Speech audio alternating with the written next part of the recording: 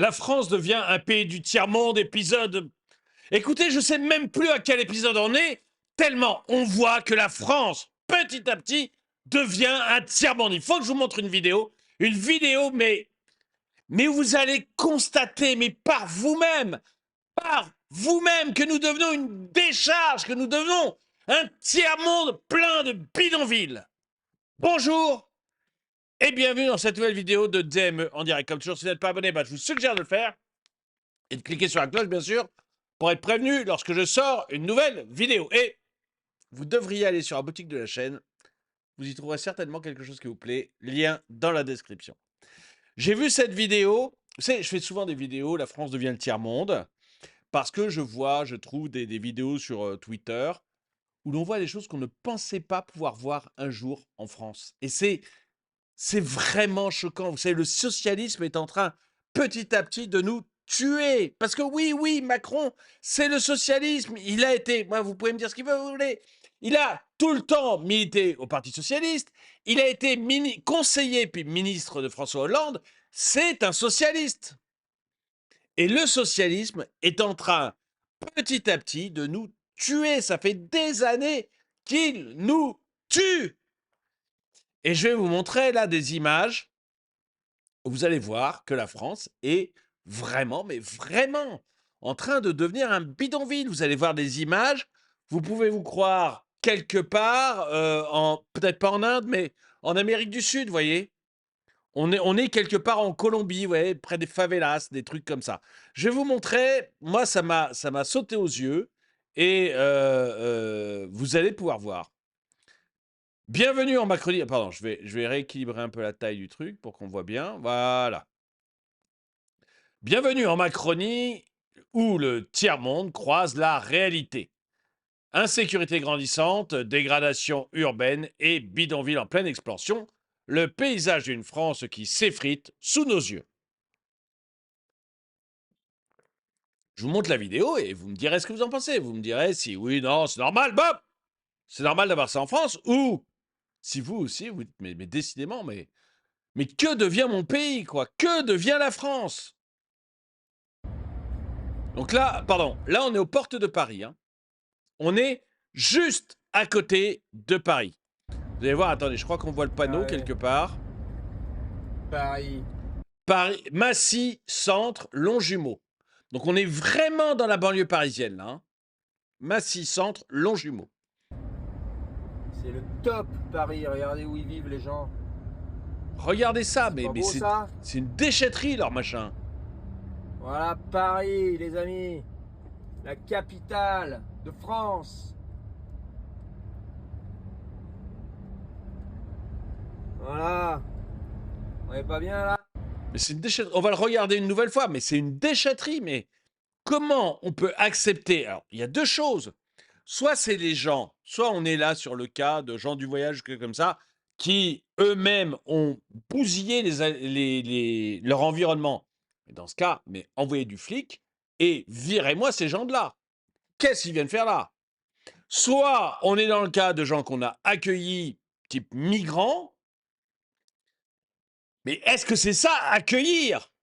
Est-ce que c'est ça, donner des conditions de vie humaines aux gens? Enfin, il y a un moment, mais choisissez. Soit vous les dégagez parce qu'ils n'ont rien à foutre là, soit vous les accueillez, mais au moins accueillez-les dignement. Je vous remonte la vidéo.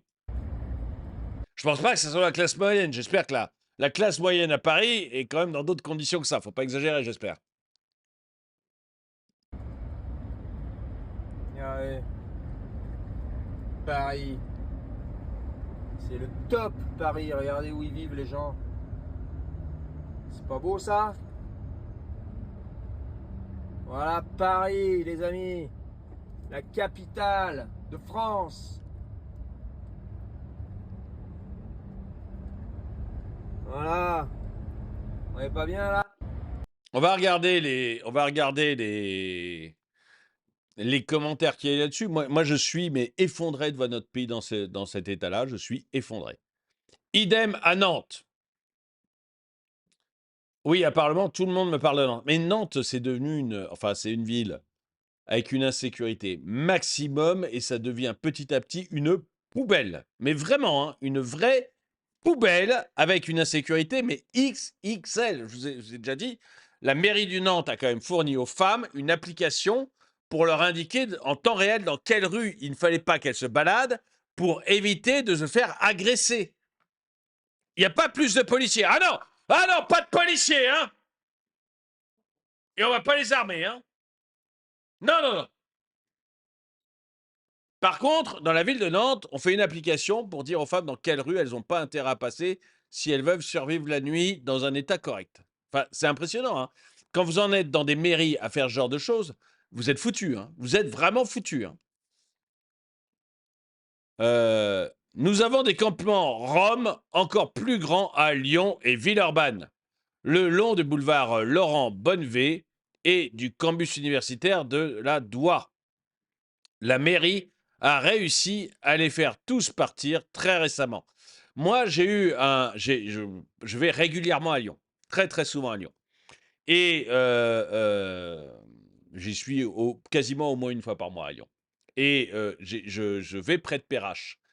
Près de Perrache, il y avait, avant le marché de Noël, il y avait des gens, mais effectivement, je pense que c'était des Roms, mais les gens habitaient sous le pont, dans des tentes, dans un état pitoyable. Ils avaient entouré leur camp, parce que ça faisait vraiment camp retranché, ouais, c'était entouré par du carton, un peu comme une palissade, mais des morceaux de carton, quoi, en forme de palissade. Il y avait des familles, il y avait des enfants, il y avait plein de monde, et c'était dans un état, mais monstrueux, mais vraiment, mais monstrueux, jusqu'à la fin du marché de Noël. Et, ou pendant le marché de Noël, ils ont supprimé, je sais plus. Mais enfin voilà, c'est le courant du marché de Noël. Et on voit encore, toujours, si vous prenez le pont, si vous passez en dessous des voies ferrées, hein, vous avez une sorte de pont, donc vous passez en dessous des voies ferrées à cet endroit-là, vous allez encore voir des tentes, vous avez des petites tentes quechua pour une personne ou deux, avec des gens qui dorment dedans. Mais il n'y en a pas une ou deux, hein. Il y en a 10, 15, 20. Mais c'est impressionnant. Je comprends même pas comment on peut laisser faire. C'est-à-dire que moi, ce qui m'épate, c'est qu'on dise on va accueillir les gens, ou qu'on ait des clochards. C'est peut-être des clochards habituels, etc. J'en ai aucune idée parce que je ne les vois pas. Dans ces tentes-là, je ne vois pas. Les autres, j'ai bien vu que c'était plutôt des Roms. Mais ces tentes-là, j'ai jamais vu les personnes à l'intérieur. Mais, enfin, c'est habité, hein. Quand on voit les alentours, on voit que c'est habité, hein. Mais, donc c'est peut-être des clochards d'il y a très longtemps. Mais comment on peut laisser vivre des gens dans cet état-là? C'est ça que je ne comprends pas. Comment peut-on accepter de laisser vivre des gens dans des conditions pareilles? Si c'est des clochards franco-français, etc., mais il faut au moins les loger dans un truc correct. On est en hiver. On ne peut pas accepter ça. Et si c'est des gens sans papier, etc., mais pourquoi on accueille des gens sans papier pour aller les foutre dans des tentes sous un pont en plein hiver? Enfin, il y a un moment, mais ça devient mais vraiment ce tiers-mondiste, quoi.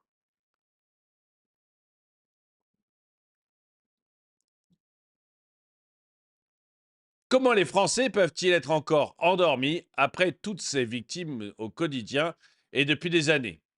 Des pères de famille, des mères, des grands-pères, des enfants, une étincelle de lucidité doit être allumée dans leur cerveau.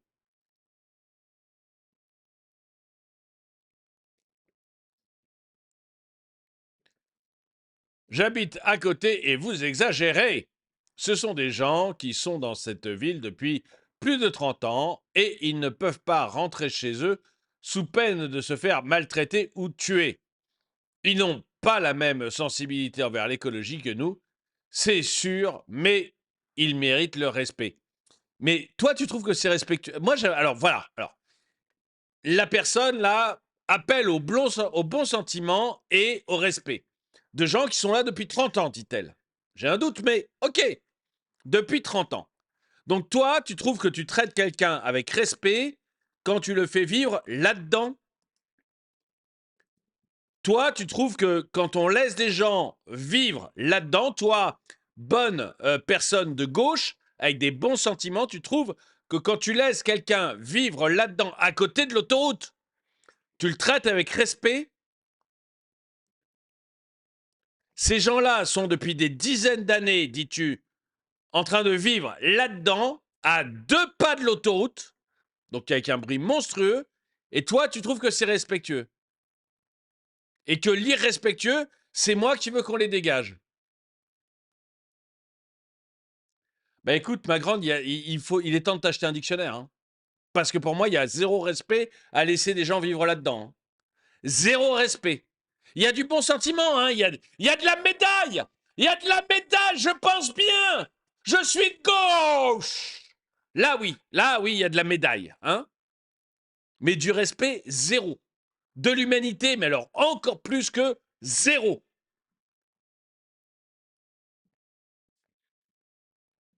Il y a de la médaille gauchiasse, de la médaille facile, celle des gens qui ne réfléchissent pas.